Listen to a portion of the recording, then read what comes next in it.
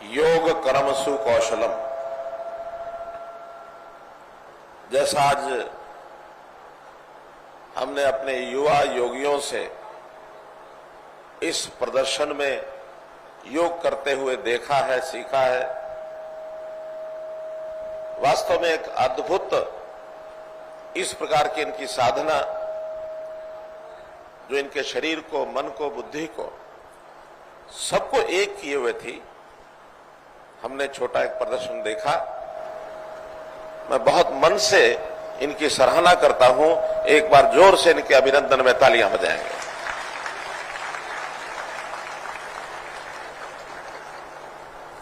मंच पर विराजमान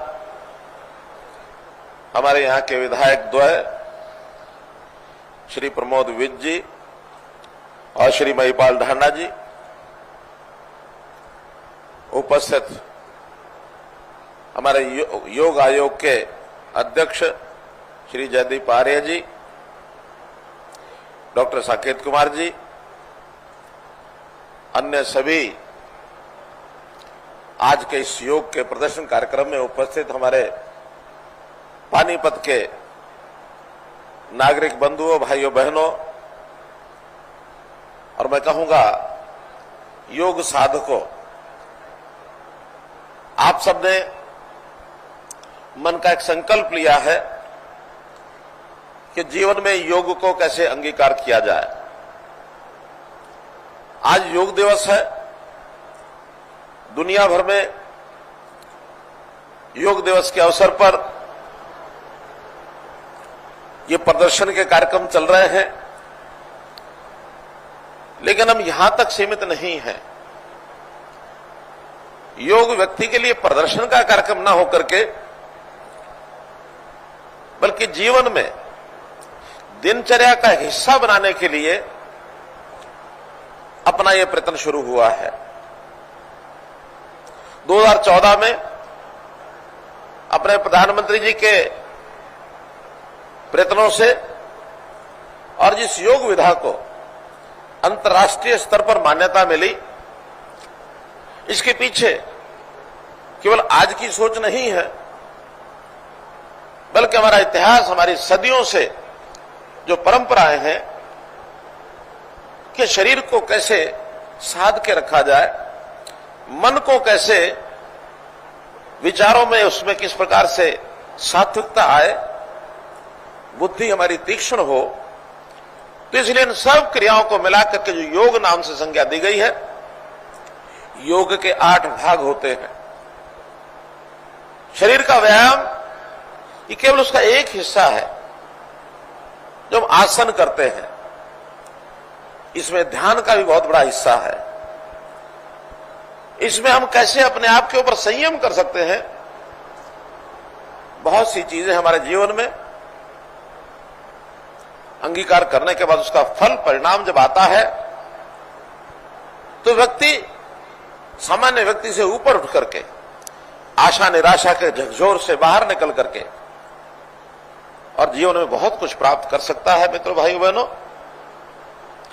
हमने इस योग को आगे बढ़ाने के लिए हरियाणा में बहुत से प्रयत्न किए हैं। डायरेक्टर जनरल आयुष साकेत कुमार जी ने हमको बहुत सी बातें बताई हैं। मन में एक विचार आया है कि हम यहीं तक सीमित न रह करके हर व्यक्ति को उसको योग प्रारंभ करने के लिए प्रेरित करें। सबसे पहले तो मैं आपसे आग्रह करूंगा कि हम लोग प्रतिदिन योग करें। और मैं इसलिए कह रहा हूं कि मेरे अपने जीवन का यह हिस्सा बना हुआ है। 25 मिनट से 45 मिनट, 1 घंटा, जो जितना ज्यादा कर सकता है उसको अवश्य करना चाहिए। मुझे एक छोटी जो कहानी याद आ रही है कि एक बार एक माताजी अपने बच्चे को लेकर के एक संत के पास गए कि महाराज जी, मेरा बेटा गुड़ खाता है, आप अगर कहेंगे तो ये गुड़ छोड़ देगा।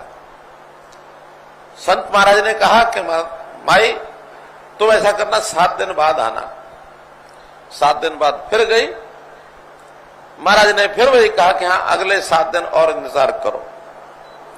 फिर गई। तीसरी बार भी यही कहा कि 7 दिन बाद आना। जब 3 बार 7-7 दिन के बाद बुलाया तो 21 दिन बाद बच्चे को बुलाया, बेटे गुड़ खाना अच्छी बात नहीं है, गुड़ मत खाया करो। और उस बच्चे ने गुड़ खाना छोड़ दिया। 7 दिन जब माता जी ने देख लिया कि बेटा गुड़ खाना छोड़ गया तो फिर गई, महाराज ये बताइए कि आपने पहले दिन ये कह दिया होता तो बच्चा गुड़ खाना छोड़ देता, आपने 21 दिन इंतजार क्यों करवाया? तो संत महाराज कहते हैं कि मैया जिस दिन आपने कहा उस दिन मैं गुड़ खाता था, मैंने इस 21 दिन के अभ्यास में गुड़ खाना छोड़ दिया है, इसके बाद ही मैंने बच्चे को कहा है, तब जाके ये प्रभाव हुआ है। तो मेरा कहने का भाव यह है कि योग करने कराने का प्रभाव भी तभी हम दूसरों पर डाल सकते हैं जब स्वयं योग करेंगे। हमारे मोदी जी नित्य प्रति प्रातःकाल योग करते हैं। योग से कितना उन्होंने अपने आप को साधा हुआ है, कितना कठिन परिश्रम करते हैं इस आयु में आकर के एक युवा की तरह। कल ही अमेरिका गए हैं, आज यूएनओ में योग का कार्यक्रम हो रहा है। दुनिया में घूमते हैं दिन में रात में, क्योंकि अंतर बहुत होता है समय का। जब वापस आते हैं तो आते समय बहुत लोगों को लेगजेट का प्रभाव पड़ता है। समय के हिसाब से उनके शरीर पर लेगजेट का प्रभाव नहीं पड़ता। जैसे ही भारत भूमि पर आकर के पहला ही क्षण होता तो किसी न किसी कार्यक्रम में पहुंच जाते हैं। तो अपने जीवन में इसका जब योग साधना का जब अभ्यास करेंगे तो हम भी, तो हमारी जो तनावपूर्ण जिंदगी है, आखिर हर व्यक्ति जब कुछ सोचता विचारता है उसके ऊपर 10 प्रकार की जिम्मेवारियां आती हैं, तनाव बढ़ते हैं। उस तनाव को खत्म करने के लिए हमें दवाई काम नहीं आएगी। बहुत लोग चले जाते हैं डॉक्टर्स पर, तनाव हो गया, कहीं जाने की आवश्यकता नहीं है। एकमात्र योग विधि ऐसी है, आप प्रतिदिन जब समय मिले, अच्छा है प्रातःकाल मुहूर्त में मिले, लेकिन प्रातःकाल मुहूर्त में अभ्यास न भी बने, कभी दिन में भी कर सकते हैं, सायंकाल भी कर सकते हैं, रात को सोने से पहले भी कर सकते हैं। थोड़ा पेट हल्का रहना चाहिए, उस समय योग करना चाहिए। खाते ही एकदम योग न करें, क्योंकि इसमें जो व्यायाम है, जो हमारा ये जो आसन है, ये प्रभावी ढंग से नहीं हो सकते हैं। तो मैं तो आपसे ये निवेदन करूंगा कि हरियाणा में बच्चा हो, बूढ़ा हो, पुरुष हो, महिला हो, नौजवान हो, कोई कर्मचारी हो, किसान हो, मजदूर हो, शरीर तो सबको स्वस्थ चाहिए। क्योंकि एक बार शरीर अस्वस्थ हो गया तो शरीर की क्षीणता हमारे काम में भी प्रभाव डालती है। हम बीमारी के बाद इलाज करा करके स्वस्थ हो सकते हैं, लेकिन लगातार स्वस्थ रहना, स्वस्थ होना में और स्वस्थ रहना में अंतर है। स्वस्थ होना यानी बीमारी के बाद हम स्वस्थ हुए, लेकिन स्वस्थ रहे माने बीमार नहीं हुए तो हम स्वस्थ रहे। लगातार हमको स्वस्थ रहना है। स्वस्थ होना तो हमारे इलाज से, हमारे पैसे से हम करा ही पाएंगे, लेकिन लगातार स्वस्थ रहना ये जीवन में बड़ा आनंद देगा, हमारे कार्य क्षमता बढ़ेगी। हम प्रतिदिन अपने व्यक्तिगत काम में, अपने नौकरी में, अपने बाकी जगह परिणाम अच्छे दे पाएंगे। वरना टाइम पास करते रहते हैं, हम परिणाम अच्छे नहीं दे पाते हैं। परिणाम अच्छा देना है तो शरीर को स्वस्थ रखना, मन को स्वस्थ रखना, बुद्धि को तरोताजा रखना, अपना स्तर ऊंचा बढ़ाना, ये सब तभी संभव है कि अब योग के माध्यम से शरीर की साधना करें। मुझे आज के अवसर पर आपके सामने इतनी बात रखनी थी। अभी अभी मुझे जानकारी मिली है कि आज हमारे राष्ट्रीय अध्यक्ष श्री जेपी नड्डा जी, जो शायद पहले कार्यक्रम नहीं था, लेकिन योग के लिए अपना जैसे ये कार्यक्रम चल रहा है, ऐसे गुरुग्राम में भी कार्यक्रम शुरू हुआ है, वो वहां पहुंच गए हैं और गुरुग्राम में ऐसे ही 5000-6000 लोगों के बीच में अपना योग कर रहे हैं। अपने जो प्रभारी हैं विप्लव देव जी, वो भी इस समय फरीदाबाद पहुंच गए हैं। सभी जितने भी ऐसे प्रमुख लोग हैं किसी न किसी स्थान पर योग कर रहे हैं। अपने जो सांसद हैं संजय भाटिया जी, वो इस समय करनाल में वो योग के कार्यक्रम में, वहां जो जिला स्तरीय योग कार्यक्रम है उसमें वहां शामिल हो रहे हैं। इसलिए सभी प्रमुख लोग, आज तो मुझे लगता है कोई भी ऐसा जागरूक नागरिक वैसा नहीं होगा कि इस योग के कार्यक्रम में वहां न पहुंचा होगा, सब लगे हैं। मैं फिर आपसे निवेदन करता हूं कि अपने बच्चों को, क्योंकि प्रारंभ में यदि हम योग की आदत डालेंगे, उनके शिक्षा संस्थानों में भी, अगर सरकारी स्कूल है तो हम सप्ताह में एक बार उनका अभ्यास कराने का कार्यक्रम किया हुआ है, पाठ्यक्रम भी हमने योग से उसमें योग डाला हुआ है। ऐसे ही प्राइवेट स्कूलों में मैंने आग्रह किया है कि वो योग का अभ्यास जरूर कराएं, योग को पाठ्यक्रम में डालें।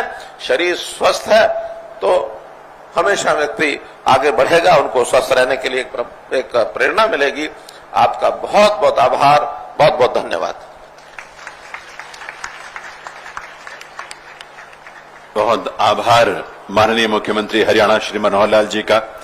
महोदय, आपने अपने मन से, वचन से और कर्म से योग के क्षेत्र में भी हमें आगे बढ़ने की सदैव प्रेरणा दी है और आज आपकी उपस्थिति से हम सभी अभिभूत हैं।